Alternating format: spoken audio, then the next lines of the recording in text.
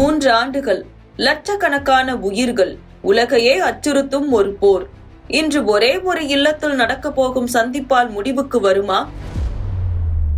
Ukraine மற்றும் Russia இடையே கடந்த 3 ஆண்டுகளாக தொடர்ந்து வரும் உக்கிரமான போரை முடிவுக்கு கொண்டு வருவதற்கான மிக முக்கியமான முன்னெடுப்பாக உக்ரைன் அதிபர் ஜெலன்ஸ்கி இன்று அமெரிக்காவின் புளோரிடா மாகாணத்தில் உள்ள டொனால்டு டிரம்பின் மாரியே லாக்கோ இல்லத்தில் அவரை சந்தித்து பேசுகிறார்.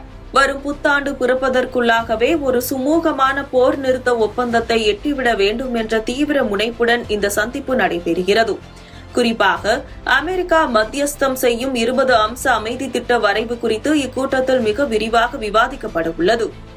முன்னதாக விவாதிக்கப்பட்ட 28 அம்ச திட்டம் உக்ரைனுக்கு பாதகமாக இருப்பதாக கருதப்பட்டதால் தற்போதுள்ள புதிய வரைவானது உக்ரைனின் கோரிக்கைகளுக்கு ஏற்ப பல மாற்றங்களுடன் தயார் செய்யப்பட்டுள்ளது.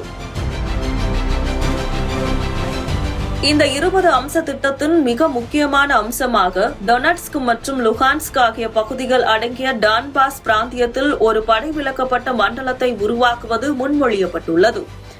இதன் மூலம் உக்ரைன் தனது படைகளை தற்போதைய போர் முன்னணியில் இருந்து சுமார் 40 கிலோமீட்டர் தூரம் பின்வாங்க செய்தால் அதற்கு பிரதிபலனாக ரஷ்யாவும் தனது கட்டுப்பாட்டில் உள்ள பகுதிகளில் இருந்து அதே தூரத்திற்கு படைகளை விலக்கிக் கொள்ள வேண்டும் என்ற நிபந்தனை விதிக்கப்பட்டுள்ளது. மேலும் உக்ரைன் எதிர்காலத்தில் மீண்டும் ரஷ்யாவால் தாக்கப்படாமல் இருக்க நேட்டோவின் பாதுகாப்பு விதிக்கு இணையான வலுவான பாதுகாப்பு உத்தரவாதங்களை அமெரிக்காவும் ஐரோப்பாவும் வழங்க வேண்டும் என்பதிலும் ஜெலன்ஸ்கி உறுதியாக உள்ளார். இருப்பினும் இந்த அமைதி திட்டத்தை எட்டுவதில் சில சிக்கல்கள் இன்னும் நீடிக்கவே செய்கின்றன. குறிப்பாக ஐரோப்பாவின் மிகப்பெரிய அணுசக்தி நிலையமான ஷபோரிஷியா அணுமின் நிலையத்தின் நிர்வாக கட்டுப்பாடு தொடர்பாக பெரும் விவாதம் எழுந்துள்ளது. இந்த நிலையத்தை அமெரிக்கா, உக்ரைன் மற்றும் ரஷ்யா ஆகிய 3 நாடுகளும் கூட்டாக நிர்வகிக்கலாம் என்று அமெரிக்கா பரிந்துரைத்தாலும் உக்ரைன் அதில் ரஷ்யாவின் பங்களிப்பை திட்டவட்டமாக எதிர்க்கிறது. அதேபோல் உக்ரைன் தனது ராணுவ வீரர்களின் எண்ணிக்கையை 8 லட்சமாக தக்க வைக்க விரும்புவதையும் ரஷ்யா அதனை மேலும் குறைக்க வலியுறுத்துவதையும் இந்த சந்திப்பில் ட்ரம்ப் கையாள வேண்டியிருக்கும். மறுபுறம் இந்த அமைதி முயற்சிகள் குறித்து கருத்து தெரிவித்துள்ள டொனால்டு டிரம்ப், எனது முழுமையான ஒப்புதல் இன்றி எந்த ஒப்பந்தமும் இறுதி செய்யப்படாது என்று தனது வழக்கமான பாணியில் அதிரடியாக குறிப்பிட்டுள்ளார். மேலும் ஜெலன்ஸ்கியுடன் பேசுவதை தொடர்ந்து ரஷ்ய அதிபர் புதினுடனும் தாம் விரைவில் பேச்சுவார்த்தை நடத்த உள்ளதாக அவர் தெரிவித்துள்ளார்.